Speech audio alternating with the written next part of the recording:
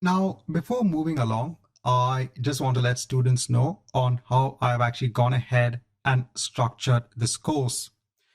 So I have actually kept in mind the objectives of the exam. So if you go on to the official exam, easy 900 page, if you go ahead and scroll down, here you can see all of the skills being measured. You can download the exam skills outline. And here you will see all of these skills that are being measured as part of this exam. So I've ensured that the contents of my course actually align with the objectives that are given here. But now, how have I actually structured the course itself?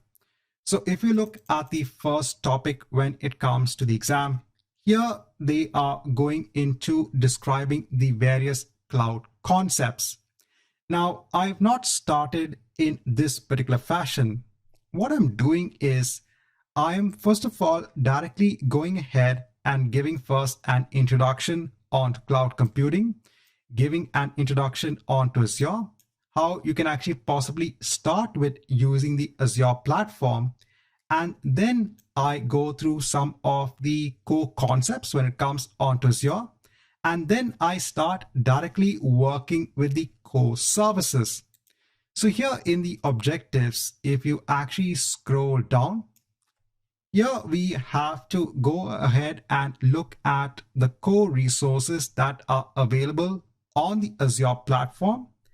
And if you scroll more down, you can see that we also have to look at other solutions as well. So what I'm doing first is I'm actually going through the core services first, such as Azure Virtual Machines, Azure SQL databases, etc.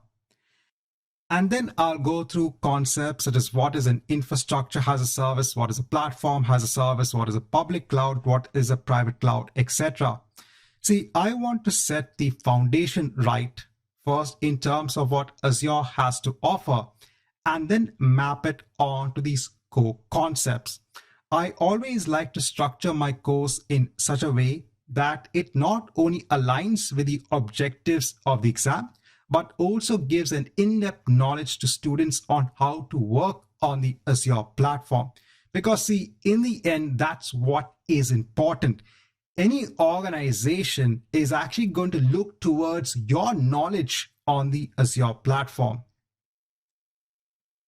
So I have a lot of sections when it comes onto my course. If there are any sort of related links or resources, they are available as part of the chapter itself.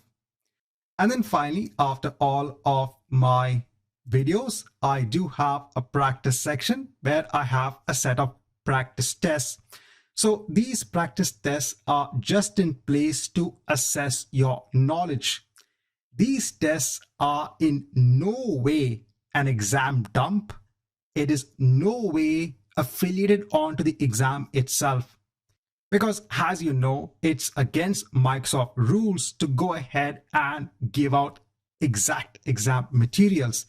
The entire purpose of these tests is just to assess your knowledge based on what we have discussed in the course.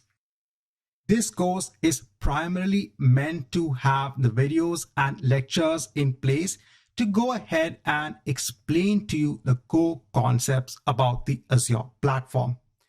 And also don't forget in the beginning, so if you look at the slides and diagrams download, don't forget to download the diagrams and the slides.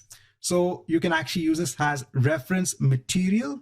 So whatever diagrams I'm actually showcasing during this course, that is available as a PDF document. And whatever slides I'm also showing, that is also available. So you can go ahead and download these resources so that you can actually keep it alongside you when you are going through the course itself. Right, so just before moving along, I just want to let students know on the structure of this course.